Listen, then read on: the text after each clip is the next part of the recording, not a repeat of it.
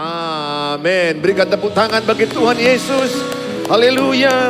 Welcome home. Please sit down. Nice meet you again. Dan silakan terhubung dengan sosial media gereja dan sosial media Bapak Gembala. Baik di TikTok, saudara pasti diberkati. Kalau saudara punya TikTok, silakan ikuti TikTok Bapak Gembala dan gereja. Karena setiap hari ada firman Tuhan yang diberitakan. Hari ini kita belajar firman Allah, kepenuhan hidup dalam Kristus. Bagaimana kita tidak hanya sekedar tahu tentang Kristus, tapi penuh dalam Kristus. Kita tidak sekedar tahu tentang Bapak Jokowi, kira-kira begitu analoginya. Tapi kita bisa mengenal dia kalau kita mau berbicara, mau berkomunikasi, mau memberi waktu, baru kita mengenal dia. Hari ini saya mengajak kita baca Kolose 2 ayat 6 sampai kepada ayat yang ke-7. Bagaimana kita mengalami kepenuhan dalam Kristus. Di 2023 tema besar GBI adalah berfokus kepada Kristus. Kita belajar, mari sama-sama kita baca ayat 6 sampai kepada ayat yang ke-7 Kolose 2. 6 sampai 7, 1, 2, ya. Kamu telah menerima Kristus Yesus Tuhan kita. Karena itu hendaklah hidupmu tetap di dalam Dia. Hendaklah kamu berakar di dalam Dia, dibangun di atas Dia. Hendaklah kamu bertambah teguh dalam iman yang telah diajarkan kepadamu. Dan hendaklah hatimu melimpah dengan syukur. Saya teringat ayat Roma 11 ayat 36. Saya teringat, mari sama-sama kita baca coba. Roma pasal yang ke-11 ayat yang ke-36. Kita coba sama-sama baca, 1, 2 ya. Sebab segala sesuatu adalah dari Dia dan oleh Dia dan kepada Dia. Bagi Dialah kemuliaan sampai selama-lamanya. Katakan segala sesuatu dari Tuhan Yesus. Segala sesuatu dari Tuhan Yesus, 1, 2 ya. Segala sesuatu dari Tuhan Yesus, oleh Tuhan Yesus, untuk Tuhan Yesus. Artinya saudara mulai meletakkan seluruh hidupmu berpusat kepada Tuhan Yesus. Jadi fokusmu bukan masalah, fokusmu bukan hal-hal dunia ini. Tapi fokusmu kepada Tuhan Yesus. Percaya kalau saudara berfokus ke masalah, masalahmu tambah besar. Kalau berfokus kepada Tuhan Yesus, masalahmu tambah kecil. Nah, oleh karena itu jangan mau ketipu oleh masalah. Sering sekali masalah menggoda kita supaya fokus kepada masalah, supaya masalah tambah besar. Tapi kalau kita berfokus kepada Tuhan Yesus, masalah kita tambah kecil. Minggu lalu kita sudah belajar kalau iman kita naik, khawatir kita turun. Kalau iman kita turun, khawatir kita naik. Nah saudara, kita belajar di ayat 6 dikatakan, kamu telah menerima Kristus Yesus Tuhan kita. Saya yakin saudara sudah menerima Tuhan Yesus di hatimu. Amin. Saudara bisa merasakan ada Tuhan Yesus di hatimu? Ayo coba rasakan dulu. Apa rasanya? Tanya sebelahnya, apa rasanya? Jangan bilang rasa ngantuk. Rasa damai ya, sukacita, rasa ada kekuatan, ada kebenaran yang menuntun kita. Saudara, sejak saudara menerima Tuhan Yesus, tetap dalam Yesus. Jangan pindah. Saudara, ada orang dalam Yesus, pada waktunya dia ke dunia. Jangan, hanya ada 2 pilihanmu. Hamba uang atau hamba Tuhan. Hamba dunia atau hamba Bapa. Saudara harus memilih. Kalau engkau memilih hamba Bapa, maka engkau musuh dunia. Apa itu dunia? Keinginan daging, keinginan mata, keangkuhan hidup. Itu pilihan. Saudara harus memilih satu, enggak boleh 2, enggak boleh memilih Tuhan, memilih dunia, enggak boleh memilih uang dan memilih Bapa, enggak bisa. You must choose one. Engkau harus memilih satu. Makanya engkau hamba siapa? Jadilah engkau hamba Tuhan. Kalau engkau hamba Tuhan, dunia kau tinggalkan. Keinginan daging kau tinggalkan. Keinginan mata kau tinggalkan. Keangkuhan hidup kau tinggalkan. Oleh karena itu sekali engkau memiliki Tuhan, tetap ikut Tuhan. Ingat, dunia ini akan tetap menggodamu untuk jatuh. Dunia ini akan tetap ingin mencurimu.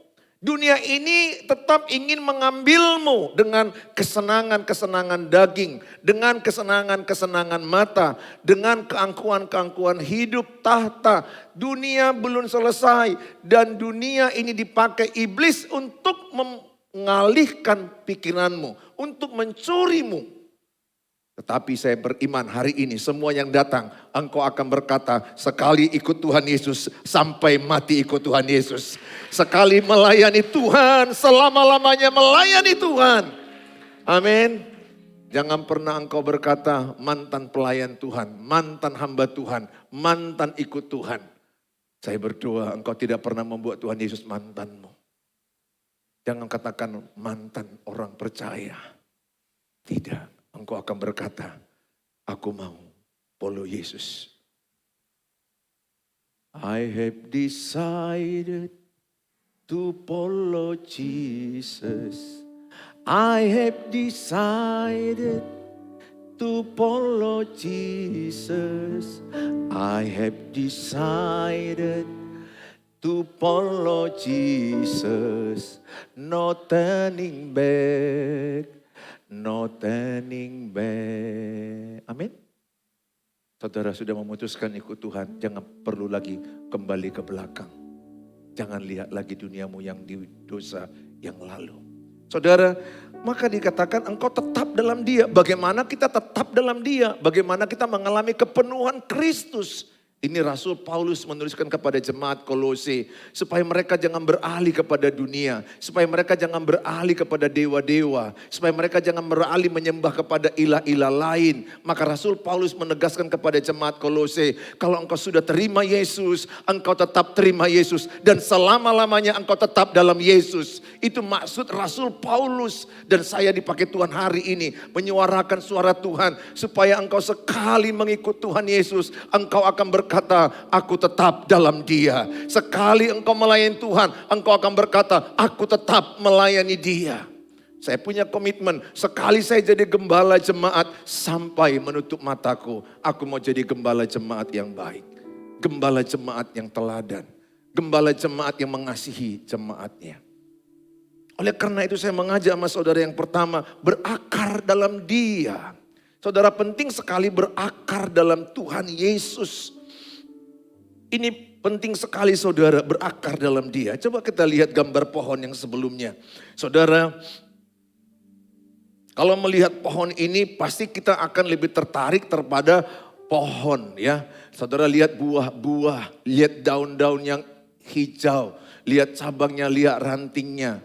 Beberapa waktu yang lalu kami ke Malang. Di sana ada wisata apa yang orang Jepang itu mah? Onsen. Onsen itu adalah seperti pohon-pohon di Jepang. Ada pohon sakura atau pohon apa? Pohon zaitun? Oh enggak, itu di Timur Tengah. Ada pohon seperti suasana-suasana yang indah. Kami senang di sana foto-foto. Nah saudara, pohon-pohon itu sangat ditentukan oleh akarnya. Akarnya itu tidak kelihatan tapi menentukan pohonnya, menentukan daunnya, menentukan buahnya. Kita lebih tertarik melihat yang dilihat. Bukankah saudara, beberapa orang mungkin baru pulang kampung healing ya.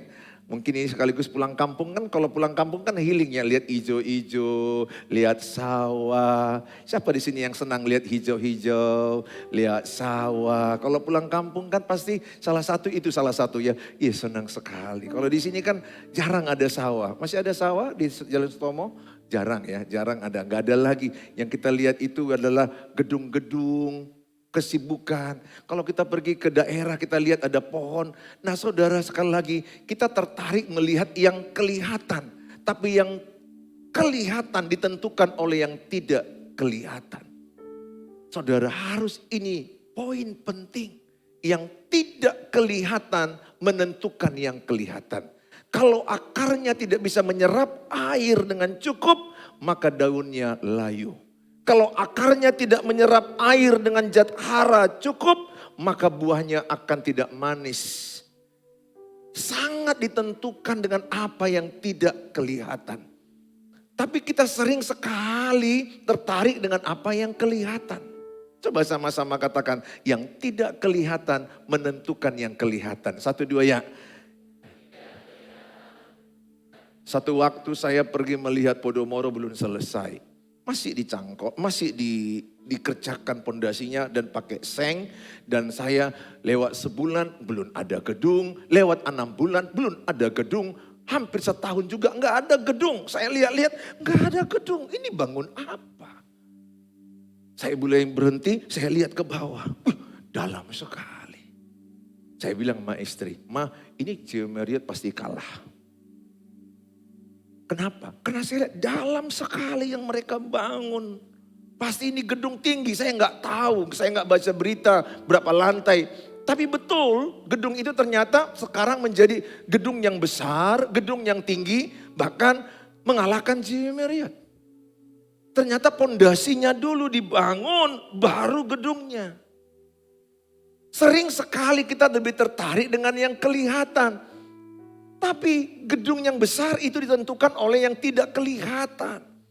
Saya mengajak hari ini engkau tertarik dengan yang tidak kelihatan. Doa di kamarmu, apakah dilihat orang? Kan Alkitab bilang, kuncilah kamarmu dan berdoalah. Baca Alkitab, saat teduh gak ada yang melihat. Tapi kita kepingin kalau tampil di depan. Nyanyi. Khotbah. Kita kepingin semuanya di depan, pidato, kata sambutan. Kita lebih suka yang kelihatan. Kita nggak suka dengan yang tidak kelihatan. Saudara, yang tidak kelihatan itu saat teduh itu yang membuat hidupmu bertumbuh. Ibadah raya begini, pertumbuhan rohanimu hanya 0% sampai 2%. Buktinya, saudara dengar khotbah ini, nanti pulang aku di pintu itu kutanya, apa tema khotbah tadi? Jangan-jangan engkau bilang, enggak tahu, yang ku ingat Podomoro. Karena habis ini pas pula rencana aku mau ke Podomoro. Doaku khotbah Bapak itu cepat-cepat. Supaya jangan tutup yang sedang ku intip itu. Buktinya apa? Karena engkau enggak tahu kan tema khotbahnya. Jadi nggak ada pertumbuhan rohani di sini, sedikit sekali. Ya masih bersyukurlah kalau saudara dengar khotbah ini masih fokus, lihat saya. Ada loh orang dengar khotbah hening cipta. Sehingga nyanyilah WL dengan saudara. Kenapa hening cipta? Kalau nggak hening cipta termenung. Pikirannya udah jauh, udah pergi ke makanan. Ini enggak, kuliah di sini semuanya fokus, semuanya kulihat. Beberapa orang mulutnya pun terbuka. Enggak apa-apa, katupkan aja, enggak apa-apa. Takutku kena AC jadi gembung itu aja. Saudara, saking fokusnya saudara. Tapi ini nilainya 0 sampai 2% hasil penelitian. Cell group, I care, itu bagus komunitas. Tapi itu pun hanya 5 sampai 8%. Jauh lebih bertumbuh ketika engkau mengambil diri, mengambil waktu, tutup pintu kamar, engkau berdoa, engkau baca Alkitab, tidak ada yang melihat. Pertumbuhannya 80%. Makanya bagi siapa yang melakukan itu pertumbuhan rohaninya spektakuler. Karena dia kunci kamar, berdoa, berlutut, datang pada Tuhan. Markus 1 ayat 35. Markus 1 ayat 35. Mari sama-sama kita akan baca. Di Markus 1 ayat 35, 1, 2 ya. Pada pagi benar, waktu hari masih gelap, ia bangun dan pergi keluar. Ia pergi ke tempat yang sunyi dan berdoa di sana. Saudara, Yesus memberikan teladan pagi-pagi benar. Katakan sama-sama, pagi-pagi benar. 1, 2 ya. Lanjut, waktu hari masih gelap. Bilang, Yesus berdoa. Bilang sebelahnya, apalagi kau. Yesus aja doa itu maksudnya. Yesus aja doa, apalagi kita. Saudara, pagi-pagi benar, hari masih gelap, kira-kira lagi ngapain itu? Tanya sebelahnya, kau ngapain? Pagi-pagi benar, hari masih gelap, lagi ngapain kira-kira? Jawab aja apa adanya, gak apa-apa. Mungkin engkau bilang, lagi ngences. Lagi ngapain? Lagi ngorok. Kunci berkat siang, sore, dan malam itu ditentukan pagi. Apa yang kau pikirkan pagi menentukan apa yang kau pikirkan siang dan malam. Jadi kalau saudara bangun pagi selalu bersyukur, berdoa, memperkatakan firman, mengimani firman, maka engkau akan penuh dengan berkat kebaikan-kebaikan Tuhan. Karena Matius 6 ayat 33, cari dahulu kerajaan Allah dan kebenarannya, maka engkau akan ditambahkan padamu. Itu garansi Tuhan. Apa yang tambahkan kepadamu itu bonus, sumbernya adalah cari Tuhan. Oleh karena itu ketika bangun pagi besok pagi, coba belajar berdoa, belajar bersyukur, belajar baca Alkitab. Ingat firman adalah Allah, Allah adalah firman. Yohanes 1 ayat 1. Jadi ketika saudara mendengar saya bicara, bukan saya. Saya hanya alat Tuhan menyampaikan suara Tuhan. Saya pun diberkati karena dia pedang bermata dua. Saudara, coba utamakan Tuhan. Kalau engkau mendahulukan Tuhan, saya percaya Tuhan juga mendahulukan engkau. Konsisten lakukan itu, cari Tuhan. Coba lihat dalam Alkitab, dalam kitab Mazmur 143 ayat yang ke-8. Mari sama-sama kita baca. Betapa pentingnya pagi-pagi benar kita mendengarkan tuntunan Tuhan. Mazmur 143 ayat 8. 1-2 ya. Perdengarkanlah kasih setiamu kepadaku pada waktu pagi. Sebab kepadamulah aku percaya. Beritahukanlah aku jalan yang harus kutempuh. Sebab kepadamulah kuangkat jiwaku. Pagi dikatakan, bukan siang, bukan malam. Enggak salah, kalau pagi enggak sempat bisa siang, bisa malam. Tapi sebaiknya pagi. Ketika engkau bangun pagi, engkau bersyukur, terima kasih Tuhan aku masih hidup. Terima kasih istriku masih hidup, anak-anakku masih hidup. Setiap pagi kalau saya bangun, itu yang pertama saya ucapkan, terima kasih aku masih hidup. Terima kasih istriku masih hidup, sehat, anak-anakku sehat, keluarga besarku dari mertua sehat, baik-baik keluarga daripada orang tuaku baik-baik, terima kasih. Karena di sepanjang malam itu ada aja orang yang sedang sibuk di ICU, betul enggak? Ada orang yang mungkin sedang di ambulan yang membawa orang tuanya meninggal dunia. Bukan saya membandingkan mereka kesusahan, bukan. Artinya kalau kita masih bangun itu anugerah. Kebaikan Tuhan itu harus bukan hanya berkat, bukan hanya harta. Tapi saudara masih menghirup oksigen itu adalah berkat. Saudara masih lihat anak-anakmu walaupun agak jahat, mencoreng-coreng dinding, walaupun mereka masih banyak kekurangan, itu adalah berkat. Saudara masih bisa jalan, BAK, BAB itu adalah berkat. Jadi bangun pagi hindari mengeluh. Kalau saudara bangun pagi mengeluh, saudara membuat hidupmu sial. Orang yang mengeluh tidak diberkati Tuhan. Karena orang Israel mengeluh, maka mereka lama berjalan di padang gurun 40 tahun. Tuhan gak berniat mereka berjalan 40 tahun. Tuhan hanya berniat mungkin mereka hanya 40 hari udah sampai ke tanah perjanjian. Tapi mengeluh, bersungut-sungut membuat mereka 40 tahun berputar-putar. Sehingga berkat itu jauh. Bagaimanapun beratnya hidupmu, belajar bersyukur kepada Tuhan. Saya percaya kalau engkau bersyukur kepada Tuhan, itu tandanya engkau percaya Tuhan sanggup memelihara, menolong engkau. Seberat apa masalahmu, bersyukurlah dalam segala hal. Karena itulah yang dikehendaki Kristus dalam hidupmu. Bersyukur dalam segala hal. Thanks Lord, terima kasih. Bahkan di tengah masalah engkau bisa berkata, terima kasih masalah ini. Kuatkan aku Tuhan. Makanya dikatakan di sini pada ayat yang ke-8, beritahukanlah aku jalan yang harus kutempuh. Beritahukanlah aku jalan yang harus kutempuh.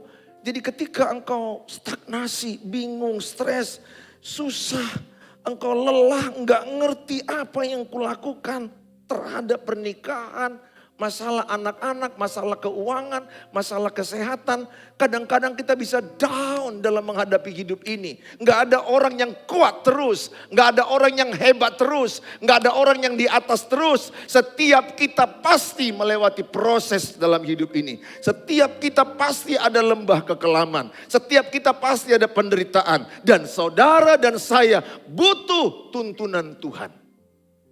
Butuh Tuhan bicara, berbisik di hatimu.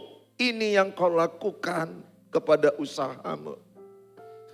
Ini yang kau lakukan kepada pernikahanmu. Ini yang kau lakukan kepada keluarga besarmu. Jadi saudara, lucu kadang. Saudara punya waktu curhat sama orang 2 jam.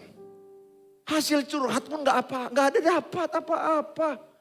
Bahkan kalau engkau salah curhat, masalahmu jadi berita umum. Jangan beritahukan semua masalahmu sama orang. Sama orang tertentu yang dapat kau percaya is okay. Tapi kalau engkau terlalu terbuka masalahmu kepada semua orang, maka masalahmu akan jadi berita umum. Sampaikan ke Tuhan Yesus. Beritahukan sama dia. Dialah yang paling bisa jaga rahasia. Pasti gak bocor. Yang di sebelahmu itu bisa bocor.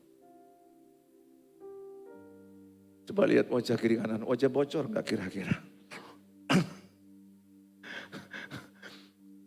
Kan kadang-kadang kita bilang ini hanya kau yang tahu ya. Nanti sampaikan sama orang, ini pun hanya kau yang tahu. Bocor halus. Keliling. Jadi saya mau katakan sampaikan ke Tuhan, sampaikan ke Tuhan. Saya berdoa beberapa masalah yang berat kau alami. Saya pernah punya masalah berat di kesehatan. Saya pernah masalah berat mendidik anak. Pernikahan kami. Saya juga punya masalah berat, masalah dengan keluarga besar. Saya bingung beberapa aspek. Tapi saya datang kepada Tuhan. Saya berdoa. Kadang-kadang enggak langsung dijawab Tuhan. Kadang-kadang enggak. Doa itu bisa seketika dijawab Tuhan. Kadang-kadang butuh waktu. Ada juga yang enggak dijawab karena enggak sesuai dengan kehendak Tuhan. Coba baca Roma 8 ayat 28. Selama ini kita enggak melihat ayat ini. Kata-kata Roma 8 ayat 28. Saya baru dapat hikmat Tuhan. Kenapa aku berdoa Tuhan enggak langsung jawab? Kenapa lama? Kenapa setahun? Kenapa 2 tahun? Kenapa 5 tahun? Kenapa 10 tahun? Maunya kita kan berdoa langsung dijawab Tuhan. Paling tidak maunya seminggu atau sebulan. Tapi kadang-kadang kita dibiarkan gak tahu kapan ini selesai. Batin kita udah menjerit, aku gak mampu, aku gak bisa, aku gak sanggup lagi. Beberapa orang ingin mati, beberapa orang ingin bunuh diri. Saking beratnya. Jangan pernah anggap enteng kepada orang yang ingin mati. Karena engkau tidak tahu masalah hidupnya. Ketika saya mengalami dan saya melihat beberapa orang. Dia cerita sama saya, pantas dia ingin mati. Masalahnya bertubi-tubi dalam pernikahan. Bertubi-tubi mertuanya menyerang dia. Bertubi-tubi orang menggosip, memfitnah, menyalahkan dia. Tanpa orang mengerti hatinya. Seseorang bisa mengalami bunuh diri. Karena begitu stres, depresi. Tapi kalau engkau datang kepada Tuhan, engkau tidak akan pernah stres selamanya. Engkau akan diubah. Roma 8 ayat 28, coba saya akan terangkan sebentar aja. Roma 8 ayat 28 dikatakan, kita tahu sekarang. Perhatikan, ada kata kita tahu sekarang. Artinya apa? Enggak langsung tahu. Jadi diizinkan Tuhan dulu setahun ada masalah, kita udah capek, kita udah lelah, kita sudah buntu. Kita pikir tahun depan akan selesai, masuk di tahun depan enggak siap-siap juga. Masuk tahun depan enggak siap-siap juga. Sama dengan Yusuf, dia masuk ke dalam sumur. Dia masuk dalam sumur, dijual. Kemudian dia masuk dalam penjara. 13 tahun dari sumur sampai menjadi Perdana Menteri, sampai dia menjadi orang 2 di Mesir setelah Firaun.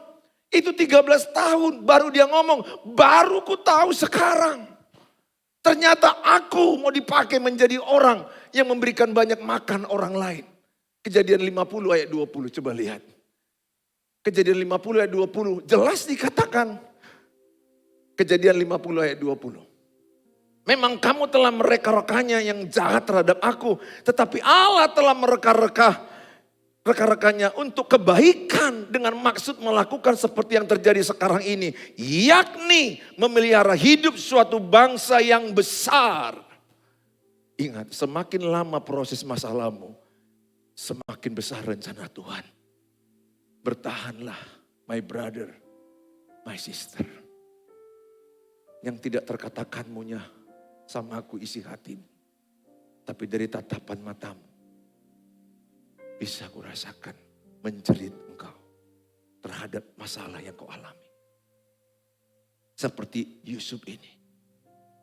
Di tahun pertama. Dia pasti bisa berpikir kejam kali abang-abangku ini. Tega jual aku. Masuk sumur tahun kedua. Jadi pembantu, jadi penjaga harta Potifar. Tuhan sampai berapa lama? Dia nggak tahu bahwa dia akan kelak memberi makan bangsa yang besar. Bukan hanya Mesir, bangsa-bangsa lain. Bahkan abang-abangnya, ayahnya datang kepada dia untuk mengasih makan ayahnya, abang-abangnya.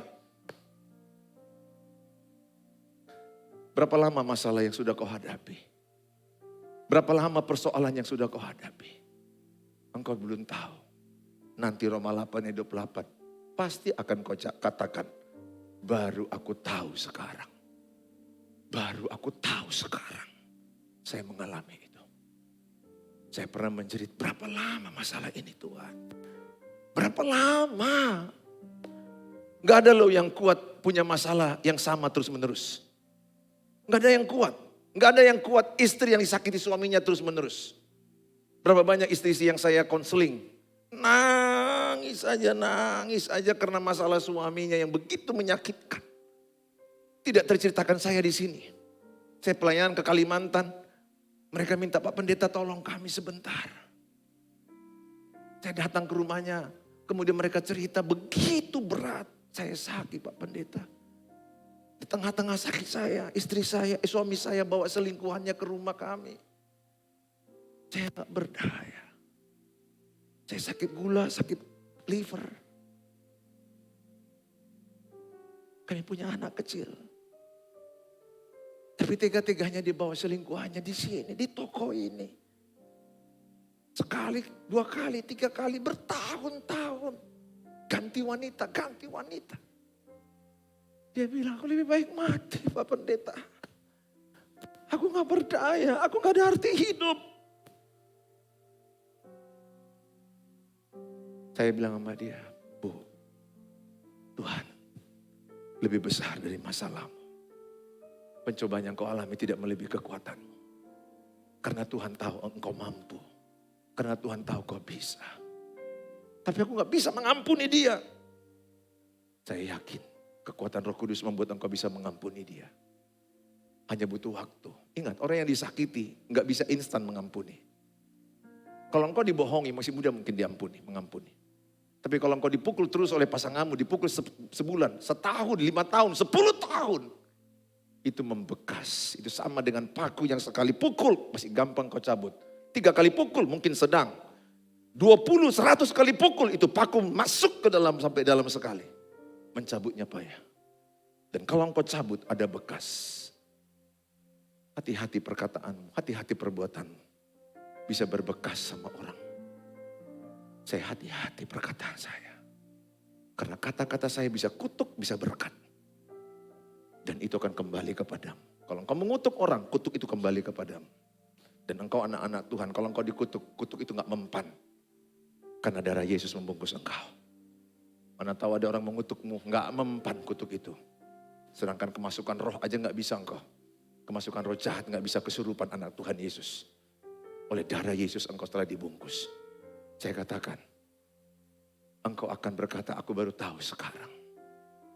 Sampaikan pada Tuhan, berdoa. Yang kedua, setelah engkau membangun, setelah engkau memiliki dasar, sama seperti pohon korma itu di padang gurun, dalam Mazmur 92 dikatakan, ayat 12, 13, 14, maka pohon korma itu ditanam benihnya itu di padang gurun dengan batu 25 kilo. Batu itu akan menindih daripada benih pohon korma ini, menembus ke dalam, maka pertumbuhan pertama pohon korma itu bukan naik ke atas, tapi ke dalam sampai menemukan sumber air dan zat-zat hara. Dia begitu dalam, lama sekali. Makanya dia pakai batu. Setelah itu dia bertumbuh dan makin kuat, batu itu bisa terguling dan 40 meter tingginya. Jangan buru-buru mau sukses. Jangan buru-buru mau kaya. Ada orang yang gak siap kaya. Ada orang kaya menjadi aneh. Jangan kepingin ingin cepat kaya. Saya sudah jumpai orang yang ingin cepat kaya. Dan akibatnya dia hancur-hancuran. Selingkuh, narkoba, semua dikerjakan dia. Karena dia dekat dengan saya. Pernah pelayanan sama dengan saya. Saya kejar dia dan dia masuk penjara. Dia bilang, aku capek miskin, aku mau cepat kaya. Jangan mental instan. Ikuti proses Tuhan. Saudara, demikianlah kita. Setelah kita punya pondasi, maka yang kedua dibangun di atas dia. Dibangun. Oleh karena itu apa artinya? Pondasimu sudah benar mengenal Tuhan. Daniel 11 ayat 32b, umat mengenal Allahnya akan tetap kuat dan bertindak. Mengenal di situ epiginosko dalam bahasa Ibrani, memiliki hubungan yang intim seperti suami istri. Dalam arti suami istri mereka udah satu, bukan lagi dua. Begitulah antara kita dengan Allah, udah satu. Saya dengan Tuhan sudah satu. Saya nggak bisa lagi suka-suka diri saya. Tuhan Raja saya, suka-sukanya dalam hidupku. Makanya ada lagu berkata suka-sukamu Tuhan. Karena dia penguasa tunggal dalam hidupku, maunya apa? Dia bilang ketika itu, kau tinggalkan dunia kedokteran. Sekarang kau masuk pengembalaan. Berat pikiran saya, keluarga mertua saya gak gampang menerima itu. Saya sukses pada waktu seorang dokter untuk dengan pasien saya, klinik saya. Uang cukup banyak. Tapi Tuhan bilang, kupilih kau jadi penggembala jemaat. Tinggalkan. Tapi saya bilang, saya mau. Awalnya saya berat, gimana nanti kehidupan kami? Karena antara persembahan kasih di sini dengan klinik 1:10. Tapi saya mau menjadi pengembala. Saya mau menjadi penjala manusia. Meninggalkan zona nyaman. Puji Tuhan, ibu gembala yang baik hati ini. Mau mendukung suaminya. Kalau dia gak mendukung ini gak akan jadi. Anak-anak saya hanya ikut. Kemudian saya membangun gereja, membangun pelayanan bersama. Dasarnya sudah mengenal Tuhan. Pernah kakak saya goncang ada angin, maka Matius pasal 7 ayat 24 sampai 27. Ada dua jenis rumah. Yang satu dibangun di atas pasir, roboh ketika ada angin cobaan. Badai. Yang satu dibangun di atas batu karang yang teguh, Tuhan Yesus. Ketika ada angin, ada badai, tetap kokoh. Sekarang hidupmu dasarnya apa? Kalau hidupmu dasarnya Tuhan Yesus, apapun kata orang, engkau tetap berdiri teguh. Karena ada orang, sedikit orang menggosip dia gelisah, baperan. Bilang sebelahnya, jangan baperan. Bilang sebelahnya, jangan terlalu bawa hati semua kata orang. Amin. Jangan semua kau bawa ke hatimu apa kata orang. Karena gak semua orang suka samamu. Ada orang yang gak suka samamu. Serius. Ada orang yang gak suka kau sukses. Ada orang yang gak suka pernikahanmu bagus. Bahkan dia susah lihat engkau sukses. Bahkan dia senang melihat engkau menderita. Ada orang yang berbuat jahat kepadamu. Gak semua melihat gereja ini bertumbuh, semua orang senang. Enggak. Melihat pernikahan kami, anak-anak kami, enggak. Tapi saya gak peduli apa kata orang. Saya hanya peduli apa kata Tuhan tentang saya. Dan apa kata-kata orang yang mengasihi saya, istri saya, pelayan-pelayan jemaat. Gak perlu kau dengar apa kata sekampung. Gak perlu semua kau dengar apa kata-kata netizen. Amin. Amin. Jadi engkau gak perlu gelisah karena like-nya sedikit. Karena ada beberapa di antaramu, hidup ini tergantung like. Demi konten, mati ditabrak truk. Saya baca Medan Talk barusan, demi konten dia. Stopkan truk yang lagi sedang kencang. Baca hari ini beritanya. demi konten. Mereka langsung, satu mati digilas, terpelanting. Kenapa? Mereka berharga karena apa kata orang. Jangan berharga apa kata orang. Bahkan jangan terlalu peduli apa kata orang. Dan engkau tidak menyenangkan semua orang. Tidak bisa. Ingat, kalau orang udah berpikiran berkaca negatif melihatmu, sebaik apapun dirimu, tetap negatif. Sepositif apapun tetap negatif bagi dia. Gak bisa. Capek kau. Beberapa di antara mungkin udah capek kau menyenangkan orang. Ya, mana tahu like-mu hanya 2 orang, itu pun suami dan anakmu. Haleluya, puji Tuhan. Jangan demi konten sikit-sikit. Saya lihat beberapa wanita asal di mana-mana, lihat HP-nya. Itu semua baik di angkot, baik di sendirian, gimana demi konten lah. Ada lagi suaminya jadi penderita, memoto dia 100 kali, satu yang diambil. Capek moto-moto wanita ini. Dipaksanya harus, lebih kurus kami dilihat. Kan kau yang gemuk, kok aku yang dimarahi. Nggak tahu caranya, angle-nya. Bisa itu, naik sedikit tinggi, agak sedikit tinggi. Ini enggak, apa lepas. Jadi nampak kayak goni. Karung. Suaminya yang dimarahi gara-gara dia seperti karung. Padahal memang dia, ya gitu size-nya. Dipaksanya. Baru kami pelajari di Bromo, di Gunung Bromo ada yang mengajari kami kayak mana membuat kurus. Diajari kami berempat gini caranya buat kurus bapak ini. Aku sebenarnya gak terlalu masalah Pak, aku bilang bapak mau buat aku gemuk kurus bila perlu aku pelindung antara mereka. Kalian di belakangku foto-foto kan sembunyi-sembunyi kan, kalau perempuan kan belakang sembunyi-sembunyi. Kalau aku enggak langsung apa, nah suka kalian. Bahkan aku bisa post hanya ininya aja aku post, gak tahu aku post aja. Setelah istriku lihat apanya papa ini, yang di postnya lehernya. Karena aku gak terlalu tertarik dengan like. Saudara, pondasimu kuat. Baru bangun pernikahanmu di atas. Artinya apa? Kolose 3:23, menikahlah untuk memuliakan Tuhan. Kalau menikahmu untuk memuliakan Tuhan, pasti kudus. Pasti setia. Pasti bertanggung jawab. Pasti benar. Pasti mengasihi. Menerima pasangan apa adanya. Pasti istrinya menghormati suami. Pasti suaminya mengasihi istri. Lakukan pernikahanmu untuk memuliakan Tuhan. Lakukan melayani di sini untuk memuliakan Tuhan. Kalau engkau melayani di sini ingin dipuji orang, ingin dilihat orang. Dan engkau tidak punya saat teduh, tidak punya doa. Saya yakin engkau akan disebut mantan pelayan. Karena akan hilang beberapa waktu kemudian. Saya mengajak sama saudara. Yang ketiga, semakin teguh dalam iman. 1 Korintus 15 ayat 58 berkata, jeripayamu tidak akan pernah sia-sia. Mencari Tuhan gak pernah jeripayamu sia-sia. Malam ini engkau datang, saya percaya jeripayamu tidak sia-sia. Semakin kuat iman. 2 Korintus 5 ayat 7 berkata, orang benar hidup oleh iman, bukan dengan apa yang dilihat. Apa yang sedang kau alami saat ini, jangan hidup dengan fakta. Jangan hidup dengan berita-berita negatif. Tapi hiduplah dengan firman Allah.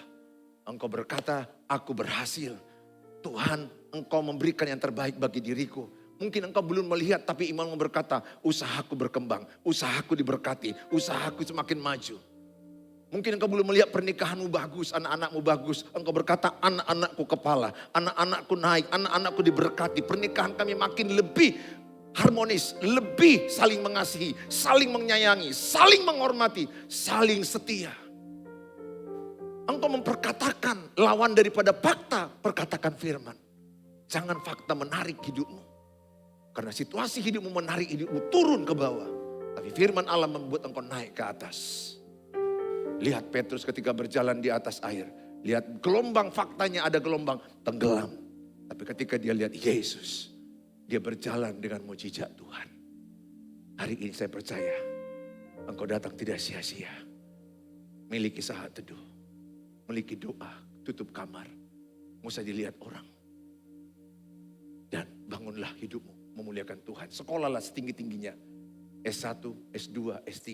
Kalau engkau mau jalur dosen, gak laku lagi S2. Udah peraturan terbaru, harus S3. Pak gak ada uang, kalau engkau bersama Tuhan, Tuhan sediakan. Yang penting kau katakan, seluruh gelar-gelarku bukan untuk kesombongan, tapi untuk memuliakan Tuhan. Kalau segala motivasi memuliakan Tuhan, Tuhan sediakan. Tuhan sediakan. Amin. Tepuk tangan yang meriah bagi Tuhan Yesus. Haleluya.